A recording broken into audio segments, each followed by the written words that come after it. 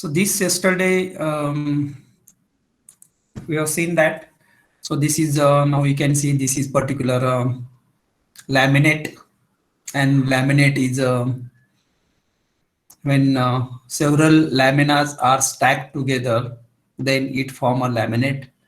And we have taken the for the analysis purpose, we have taken this XZ plane. Okay, so this section we have taken for the analysis purpose, and this is shown in this particular schematic. Now, total thickness, we assume that the total thickness of this laminate is H. Okay, this is the total thickness. And then we assume the mid plane exactly here. And so that the thickness above the mid plane will be H by 2, and below the mid plane, it will be the H by 2. Okay, exactly half. So this thickness through z-axis along the coordinate z-axis, and this is the xy plane. Okay, so this is the xy plane. So in this particular laminate, there will be some lamina. Means all the laminates may have some different orientations, maybe have different materials, but within lamina, the material variation is not there. It is a homogeneous. That so all the assumptions that yesterday we discussed, these assumptions are important, and you have to keep in mind when you use the classical lamination theory for the analysis of any composite structure. So if you use this CLT approach, then assumptions should be noted before you find out any particular results. Now we have notations. Yesterday we have discussed U0, V0, and W0. These are the displacements of the at the mid plane. Okay, these are the displacement at the mid plane. So in x, y, and z direction. So along the x direction, this is the displacement U0. Along y direction, displacement is V0, and along z direction, displacement is W0. This is at mid plane. Okay, this is at mid plane. Then U, V, W, these are the displacement in general. Okay, these are the displacement in general at any point. These are the displacement general at any point in the x, y, z directions, again respectively. Now we have seen that we can the forces are which forces we can apply. So this is Nx, Ny, and Nxy. So normal forces Nx, Ny, and this is the shear force Nxy. Then moments are also can be applied. So Mx, then My, and twisting moment Mxy. So this is moment along the plane xz and yz plane, and this is a twisting moment. Okay, so these 6 kind of forces are there, and when you apply such forces, suppose, so this is the position when there is no loading, and when we apply the load, okay, under loading conditions. So this is the deformed position. This is the deformed position. So along the x direction, it has this plane. Okay, this laminate has been moved. It has deformed. Okay, so when you apply the force, the structures undergoes a deformation. So under the forces, this is deformed, for example, in this direction by u0, and at the same time these things will be there momentum, so that there is a rotation also. So there is a rotation, so it will displace. So displacement in this direction, and rotation by some angle, suppose alpha. So because of this presence of this. Okay. Now the assumption is that the plane, so this side, so this slide, it remains so this normal, it remains normal even after deformation. This is the assumption. And so here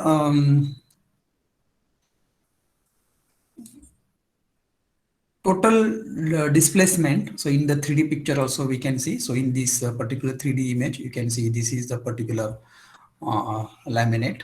okay, and after deformation this is the position. So this is the u0 displacement in x direction, and there is a rotation, okay, but this line is still straight, okay, this line is still straight, I mean this plane is a normal, okay, and this is a normal to that.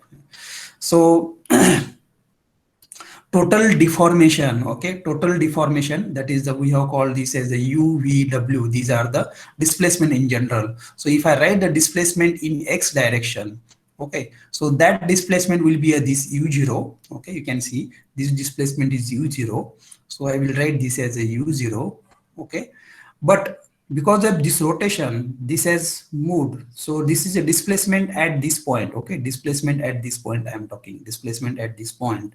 So displacement at any point A, I'm talking about the displacement at any point A, and this point A is at what distance? This is at Z distance, okay, this is at Z distance from the midplane. So this distance is Z, and this distance will be again, so if I draw this, so this distance is again Z. So displacement at any point A, okay, displacement at any point A. So what is this displacement? This total deformation, this is in this at midplane, it is a u0, but this distance, it is coming back, okay, it is coming reverse because of rotations. So this I have to subtract from here. So this will be a minus Z into alpha, okay, this has to be a minus Z alpha. Why this is Z alpha? So this is by simple trigonometry, okay, so if you consider this as an arc, okay, and this is we know that arc is equal to r theta, okay, this simple relation.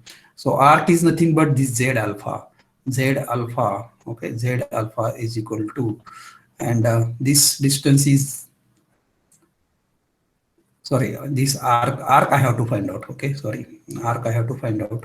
So this arc is equal to what? R is the Z and theta is alpha. So this distance, is a, that is Z alpha. So total deformation, now from here I can say that this u displacement at a point, okay, UA I can say.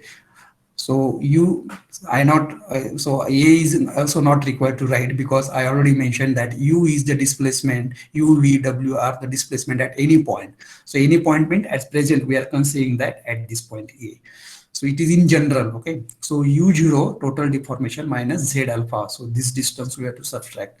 So U0 minus Z alpha. Now here again, what is this alpha? Okay, alpha is the basically this angular, this rotation. Okay, so when it rotates through small angle, so this alpha is also can be defined at, because what is this slope of this line? Okay, when it turns like this, what is the slope of this? So this slope can be expressed in terms of, so here also if this angle is alpha, this angle is also alpha. So this slope we can write for small angular, so slope we can write tan of alpha. Okay, here also we can write slope of this line, means if I am to find out the what is the slope of this line. Okay, so this angle is alpha, okay, or here this alpha, what is the slope of this line? So this distance, this is a deformed by w0, and this is a distance delta x. Okay, so this delta w0, okay, delta w0 upon this delta x. Okay, and if you say that this angle is very small, then this alpha I can write this alpha. So tan of alpha approximately equal to the alpha, which is now this delta w0 upon delta x, or in differential form, differential gradient, I can write delta w0 upon delta x just by putting the limit where delta x tends to 0. So this can be written as a like this. I hope this is clear. This is very simple, means just see the what is the slope of this curve. Okay, so this is alpha rotation, this alpha you can find from this also. This alpha is nothing but this divided by this slope. How we find out the slopes? Tan of alpha is equal to delta w upon delta x.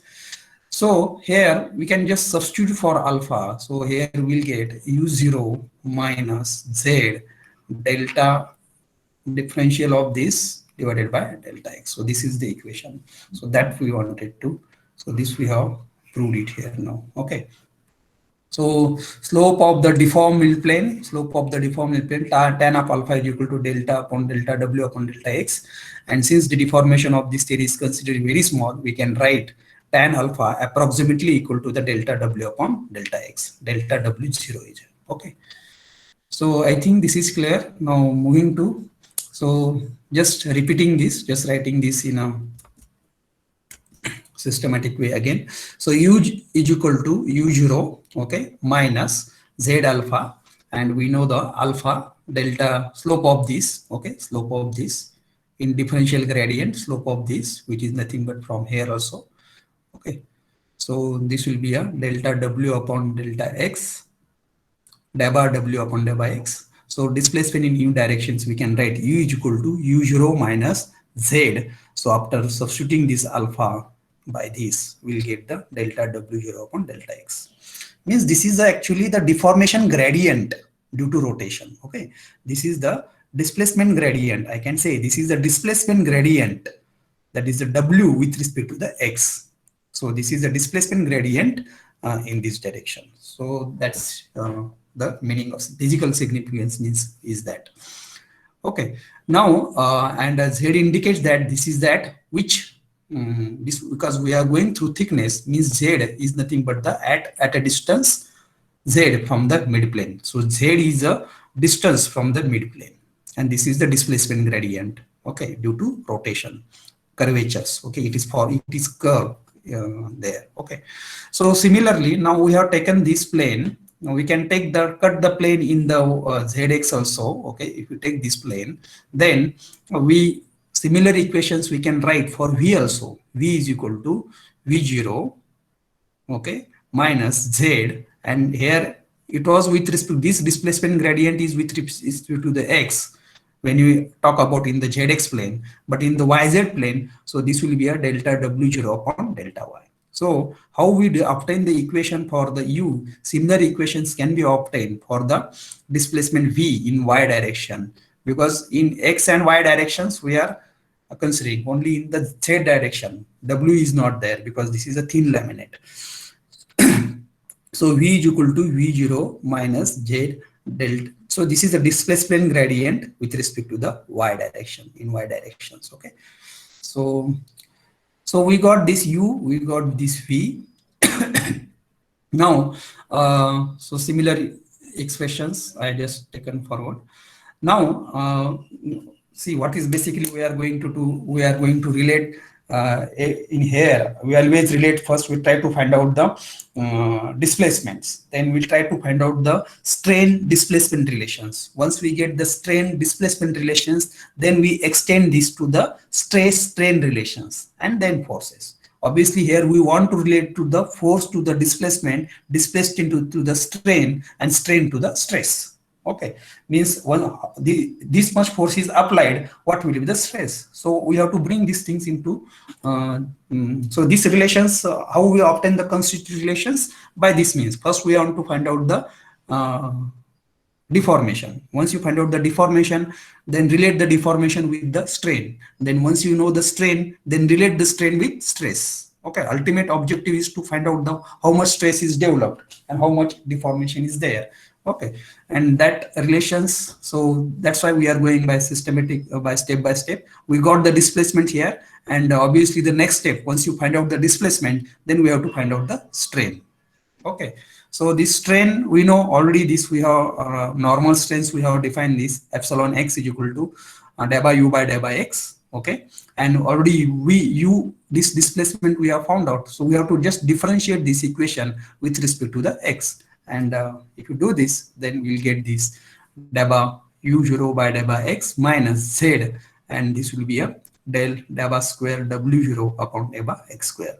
Okay, so this is just applying this differential to this equation, that which is obtained for the u already. Similarly, normal strain in y directions. So this delta v by delta y, and we have already obtained the equations for the v. So if you just differentiate this with respect to the y, then we'll get the next equation. So this will be the next equation. So we got the normal strain in x direction, we got the normal strain in y directions, and what will be the next? Epsilon z will not be there, because We are not considering any loading perpendicular to the Z. Then, so in the XY plane, what will be there? Because this is a, so normal strain, so epsilon X, so okay, so epsilon X, epsilon Y, and what will be the next? Shear strain, okay, shear strain, and that we know, these relations, again, we have seen that shear strain gamma XY equal to del by U by del by Y plus del by V by del by X. This equation already we have used it. If you are not aware about these equations, I will suggest you visit earlier lectures or any book related to this, so you will get to know about this equation. So shear strain is defined in this way. So now again we have equation for U and V here. So just differentiate, apply this differential to these equations. Then what we will get? Del by U by del by Y. So differentiating this with respect to the first Y, then you will get the del by U0 by del by Y minus Z. So del by square W upon del by X del by Y. Okay, denominator. Similarly, you apply this equation and differentiate this with respect to the X. Then again you will get the, and just add it, these two equations, you will get this equation. Okay, so del by U by del by Y, and this will be a twice because this term will repeated. So this will be a twice. So you got this shear strain. So three equations we got now: epsilon X, epsilon Y, and shear strain. So normal strain in X direction we got, normal strain in Y direction we got, and shear strain we got. So this because of this deformation, we now could find out the relationship for the strains. Okay, so once we get the strains, then now these equations I will just write. Okay, these equations I will just write in a matrix form like this. That is epsilon X, epsilon Y, and gamma XY. Okay, these equations just writing, or any equations I will tell, if there are multiple equations, we'll write this in a matrix form because it facilitates for the easy solution. Now there are two terms. Okay, so this I have to write in a matrix form. So all these terms, that is the this one, and this one. So this I will write in one matrix. Okay, so I will get the matrix for this term, and plus Z common, I will get the term for the other term. So all these things, which are star, I am marking this. Okay, this star, this star. So this I will put it here. Okay, and this all circles, this one I will put it here. So I will just separate these terms. I will just separate these terms because this is related to the deformation in this direction, and this is related to the curvature. Okay, and due to the bending. So that's why these terms are separated. We can name it accordingly.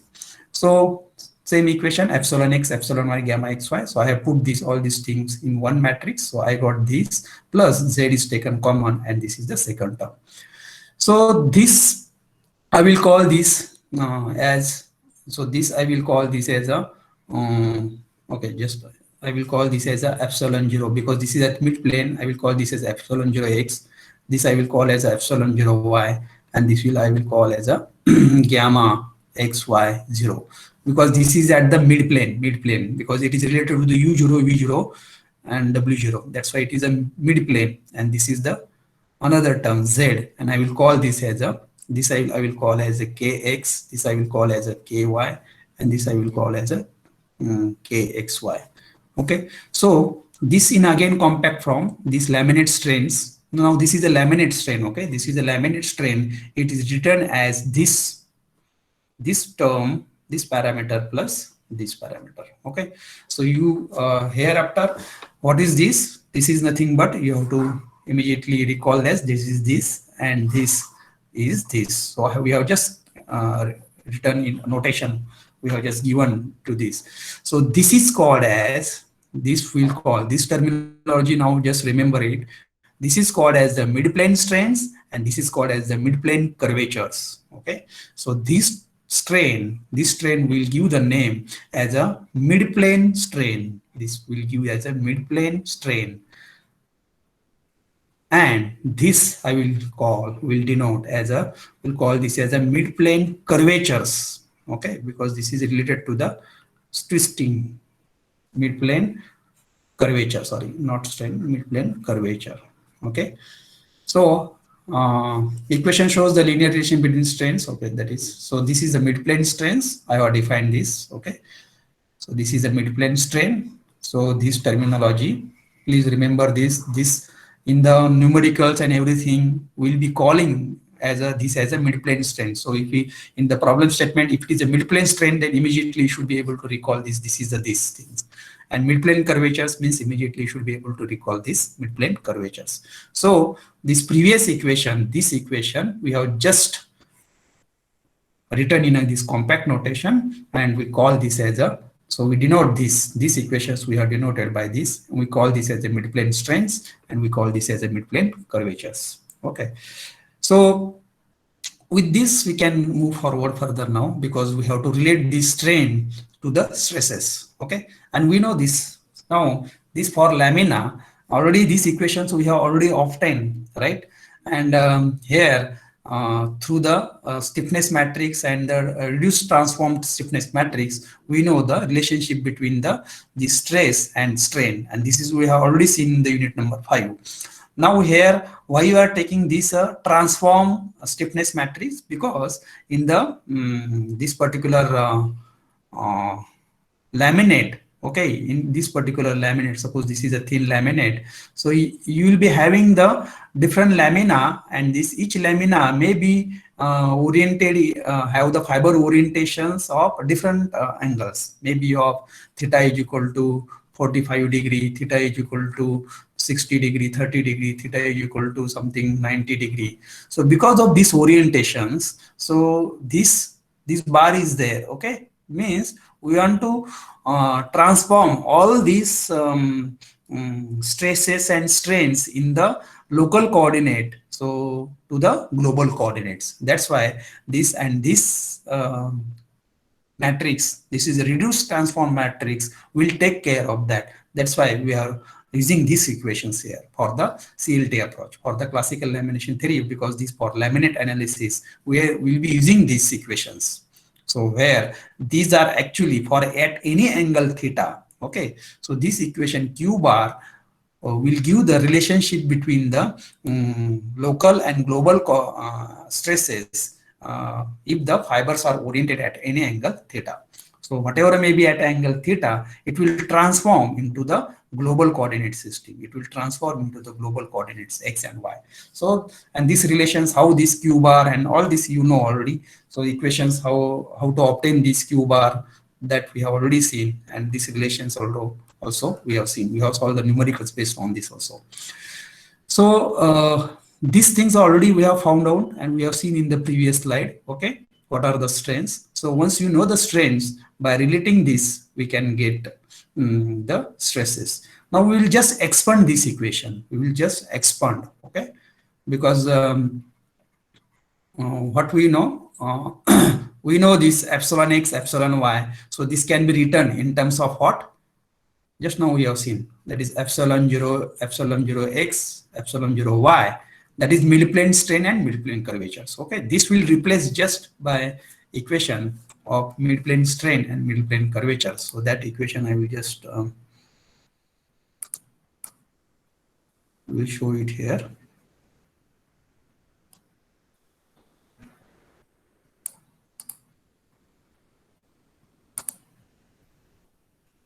Okay, so this we know this epsilon x, epsilon y, gamma xy is related to this. So we just replace this matrix with these two. Okay, so this matrix will be replaced. This will replace by these two, and then we'll rewrite the equation. Okay, then we will rewrite the equation for sigma x, sigma y, and tau xy.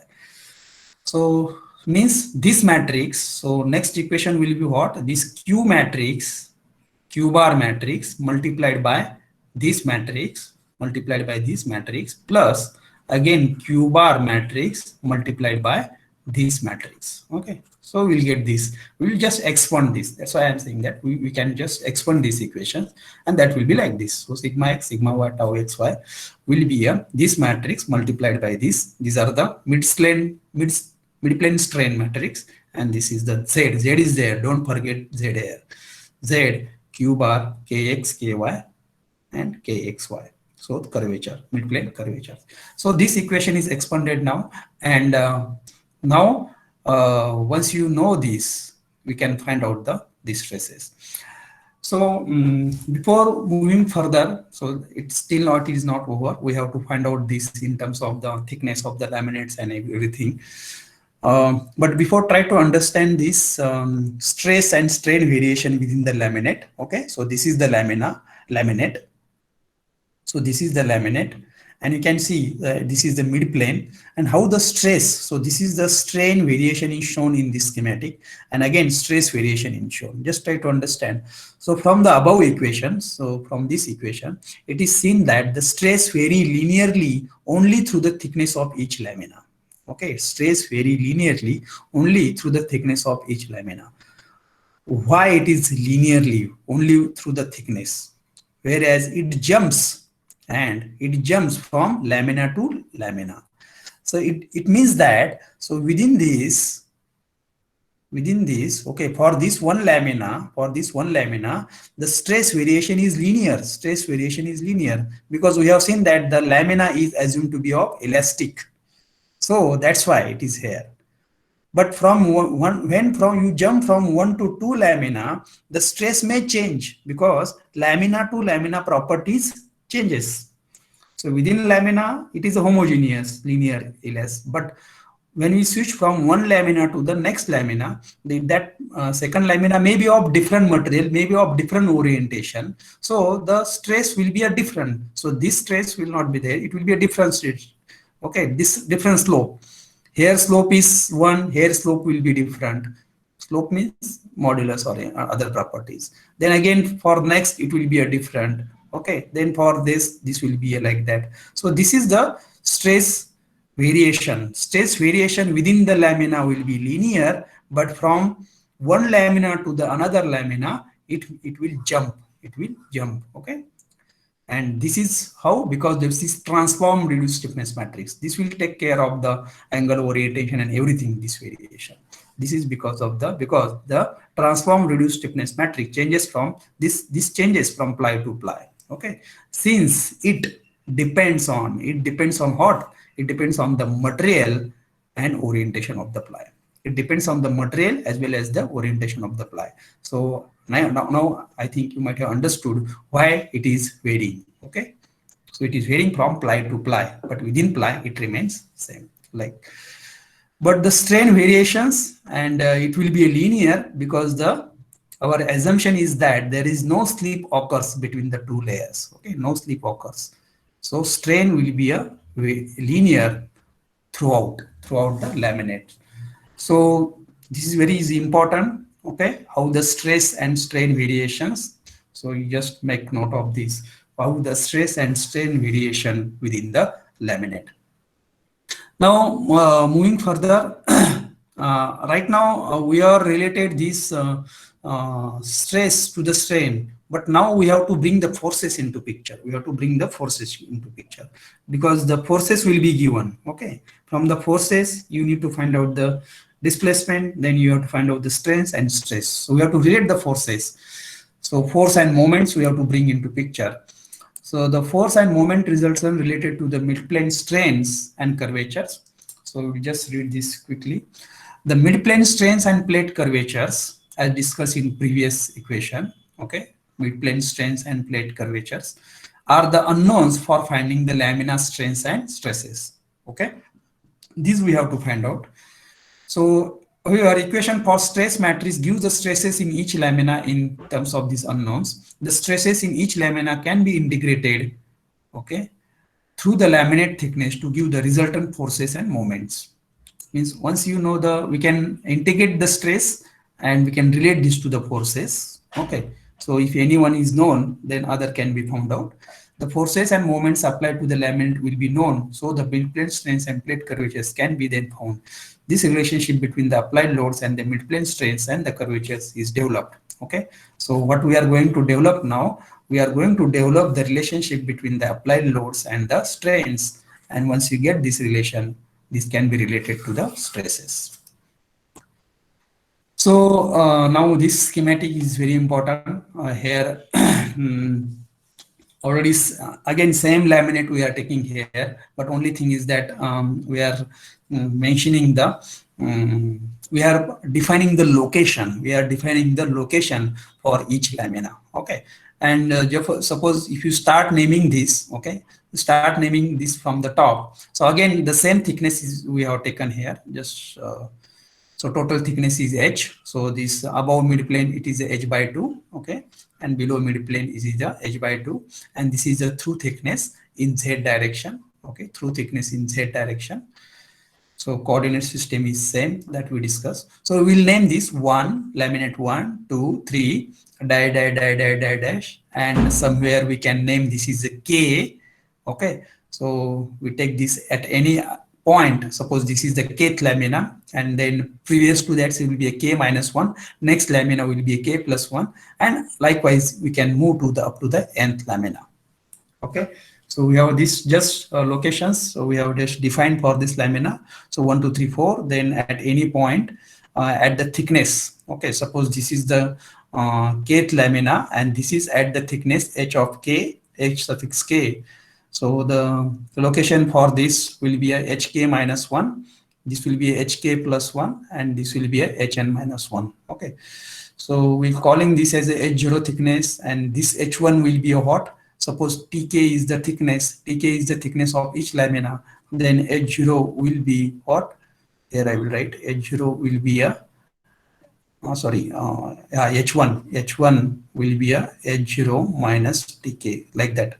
Okay, so or total thickness by simply, okay, total thickness, how we will write this total thickness? It is a summation of this thickness of each lamina from 1 to n, assuming that the each ply has the thickness k. Means the thickness at this present means to make it more simpler, we are assuming that the each lamina is having the uniform thickness, and this thickness is a k. Okay, thickness is a tk. We can have the thickness of each lamina of different, but right now we are considering this as a uniform thickness. So to understand the this theory, to make it more simpler to start with. Okay, so h total thickness will be it will be a summation from k1 to n. Okay, k varies 1 to n, and thickness tk. So this is the give the total thickness of the lamina. Now this is just locations that I described, and then now we'll move to the earlier discussion, that is the how forces are related. Okay, and what is the force basically? So if you consider this in this lamina, okay, for one each laminate. So this is the laminate, this is the midplane, okay, and this is the h by 2, this is h by 2, and small element is a dz. Okay, dz. So here if you want to write down the force, what is the force? Force is equal to, that is a stress into differential area dA, stress into differential area dA. So here the stress, we can write this as a sigma into the, for unit width, area is means what? This area is what? Area is nothing but the dA is nothing but thickness is, suppose the thickness is dz, and width is unity, so we can write this as a dz into 1. So this force can be written as sigma dz, and we have to integrate this over the thickness. Okay, initially we are considering the small differential element dz, and once you integrate over this complete thickness for the limits minus h by 2 to the plus h by 2, so we can write this the normal force. I think this is clear. Okay, so we are considering here the small element area, okay, and we are integrating through the total thickness. So force, we can write normal force nx is equal to sigma x dz. Okay, so this will give the general, this we are trying to develop this equation in general. Okay, so that's why we have taken the small element thickness dz and integrating over the entire thickness, and this is the normal stress in x direction. So normal force in x direction will be the normal stress in x direction so which is integrated through the thickness, this total thickness, okay, dz is integrated this. Similarly, we can write this for the ny also. We can write this ny sigma y dz, and similarly the shear stress component also we can write. So I think this is clear. So we are integrating the stress through the thickness and extending to the overall. Now, next is the moments again. So similarly, same equations. Similarly integrating the global stresses in each lamina. Okay, in each lamina. So gives the resulting moment per unit length in the xy plane through the laminate thickness. Okay, so we are integrating this for the each lamina, and we are finding for the overall laminate. So likewise, oh, only thing is for the force and moment equation, what will be the difference? Because here, if you consider the moment at this point, okay, moment at this point, taking the moment at this at any point, so this force nx force into the z distance z. So that's why this force sigma x into dz multiplied by this z. So z will be there. Okay, so everywhere, because this is a moment, and moment we take the z as a distance. We are taking the this z. So again, for complete laminate, we are integrating this from minus h by 2 to plus h by 2. So we got the moment mx, my, and twisting. This is a twisting. Okay, this is a twisting. This is analogous to the this shear stress component, shear force. Okay, so this twisting moment, we can analogous. This is analogous to the shear force. Okay, so we got the equations for this, and obviously these equations we have obtained in terms of the stresses, because we want to relate the force with the stress. We want to relate the force with the stress. Okay, so here now so now it is done. Now it is absolutely means we know the relations. We will just write this in a matrix form. We just write this equation in a matrix form, and just okay. So here I will try to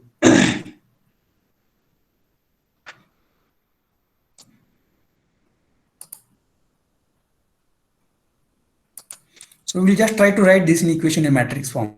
Again, with all the simultaneous equations, we make it habit to write in a matrix. So we'll write nx, ny, and this nxy. Okay. So just we'll write this in matrix form. Okay. So you will get this matrix. Similarly, mx, my, and mxy. We'll write this in a matrix form. So how we'll get this? So that we'll see in the next slide. Okay. So this nx, ny, xy. So sigma x, sigma y, tau xy, and this dz whole matrix will be the within the integration. Okay, so we got this equation for the normal force. Similarly, it can be written for the moments and different. So only z will be there. Okay, if you compare with this equation, so this z will be there. This z is there. So further simplifying this, so these limits of integrations, if you change it, okay, if you try to do it only for the at any I mentioned for any particular lamina. Okay, so if I consider this lamina, okay, if I consider this lamina, kth lamina, so I will write this for this. Okay, so that will be a limits of integration will be for, and we can sum up this. Okay, we'll find out for one lamina, we'll find out this for one lamina, then we'll sum up this how many laminas are there, because we don't know how many laminas will be there in each laminate. So we'll write these equations for this, okay, which is located at this distance. So where limits of integrations will change from hk minus 1 to hk, okay, and where k will vary from 1 to n, how many total number of laminas are there in one laminate. So this extension, this equation is just written in a summation form, okay, where k varies from 1 to 1 to n, and we are means we are evaluating this term. Okay, we are evaluating this term for one lamina. Okay, we are evaluating this term for one lamina, and we are summing up, we are taking the summation for the n number of laminas. Okay, so that is the idea here. We are evaluating for the one lamina and sum of it to get the overall laminate. So that's why these limits of integrations will change from hk minus 1 to hk. So this is integrated again, other things will remain same, and we are just now here. So once you write this, then what is next? So these things, okay, these things you can just, because this these are the sigma, we can write the values for this. Sorry, so this we know the relations for this, we know the relations for this, we already developed the relations which is written in terms of the transform reduced stiffness matrix. And so this stress will write in terms of the strains and the Q matrix. Okay, means we'll write this. Initially, we have written this force is equal to integration of stress. Okay, then we can write this in terms of the stress. We are just writing in for one dimension. It is a E epsilon. Okay, we are writing just E epsilon, but here it is not E epsilon. It is the Q matrix and the this epsilon matrix. Okay, so we will just write this. So we got this in terms of the Q matrix. So these equations, if you want to recall, I will show these equations where we have, okay, this equation, I'm talking about this equation. So here, value for the sigma x is just substituted, means we are just putting this matrix there. Okay, so we are just replacing this sigma x, sigma y, tau xy by means of this matrix. And how we'll get this? Yes, we'll get this. So this complete. So this Q into, so this is a mid-plane strain plus this Q matrix into the mid-plane curvature. So this is the total equation for Nx, Ny and Nxy. That is the normal force. Similarly, we can write this for the moments also. Similarly, we can write this for the these moments. Now, these equations further, we have to just make it more simpler. We'll write this in a compact notation again. So in this equation, okay, so in this equation, these are the constants. I think you agree with me. All these are the constants. So this can be taken out of the integral, okay, because all these are constant. So we can integrate this as a 1 dz will be a what? 1 dz. So we'll integrate with respect to the z, and here it will be a z dz. Okay, and we'll put the limits of integrations because these are the constant. So this can be a out of integral. So we'll take the integration of this. Okay, we'll take the integration of this term, and this matrix we have taken out of the integral. Similarly for all the cases, and these integrations we can write separately here also. The equations are a little bit lengthy, so there has to be a link, continuous link, so then only it is possible to understand. Now I have just taken this term, and this term I am just separately integrating here. Okay, this term I am separately integrating 1 dz, z dz and z square dz. All three terms are there in common in all equations. Okay, so 1 dz we can write this as a, because limits of integration is hk minus hk, so this integrations is nothing but the equal to this. Z dz will be this. Okay, z square by 2, integration will be a z square by 2, and if you put the limits of integrations, so this will be this, and this z square limits of this z cube by 3, and after putting limits of integrations you will get. So just we have solved these integrations, and these values we will get in these equations. Okay, and so here this will put here now. Okay, so this is for the normal force. Similarly, it can be obtained for the moments also. Now this I am just writing in a compact notation. Okay, these equations. So this whole matrix, okay, this whole thing I will write. So just a minute.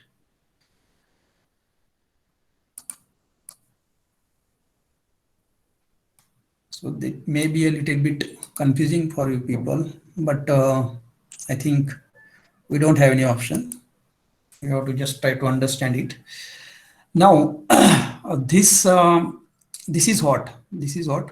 This is nothing but this, okay? That is, Now, and again, don't forget, we are summing it. This is a equation. These are for only one lamina, but we have to sum up it for the nth lamina. So that's why this whole thing I will write as a matrix. Okay, I will hold this matrix multiplied by this. I will write, because this term, whatever term is calculated here, that will get multiplied to each q. That will get multiplied to each this q. Okay, q bar. So that I will write each coefficient. So this multiplied by this, so that I will call this as a aij. Okay, aij, and it will be a this qij means any term. Okay, qij multiplied by this one. Okay, so likewise I will find out I will multiply to all the terms inside this. So I will get this multiplied by this, and it will be a sum up from 1 to n, and I will call this as a new form matrix. So this will give the another matrix, and that matrix I am calling as a aij. So after multiplication of this and this term and this matrix, I will get the another matrix, and that matrix I am calling as a aij. And this aij is nothing but the multiplication of this qij multiplied by this term. Similarly, for the next, this I am calling as a this multiplied by this I am calling as a bij. And for the moment, okay, so for because this is a z square here, so this matrix multiplied by this term, okay, which is nothing but this term, I'm calling this as a d matrix dij. So dij will be what? Dij will be this matrix qij multiplied by this hi cube, which is this. Okay, so first term, this is a I am calling this is a aij. This I am calling as a dij, and this bij is there only for the fourth term. Okay, so just remember this multiple. Okay, it is okay. So this will give the aij multiplied by this one. Okay, this term. I will call this as a term something x. Okay, x. This will give the B matrix bij will be a, suppose this term I will call as a y. So this will be a bij into y, and this will be a z if I call. So this multiplied by this q matrix, q multiplied by this matrix z, this will give a dij. Okay, I think this is clear. So writing this in a matrix form, so this will give the complete A matrix, this will give the A matrix, this will give the B matrix. B matrix is repeated in both stress, and because that term, this term is there in both equations, equations for force and equation for moment, and this is the D matrix. Okay, that's it. Now completed. So this just will combine these equations. So all these three equations and these three equations will combine. We'll get the 6 equations, and 6 equations we can write in a matrix form. That's it. This is the final equation. So this nx, ny, nxy, mx, my, mxy. So this is the A matrix. So we'll write this. This is A matrix, B matrix, because B matrix is common for the equation of the force and this will be the D matrix. Okay, so all these equations are put in a single matrix form, and we call this final equation. This is the CLT approach. So here, once you apply the force, all these are the constant values. We can relate the force to the strain. Okay, and once you relate the strain, then you can find out the stress, and this you can find out in the local as well as the global coordinate.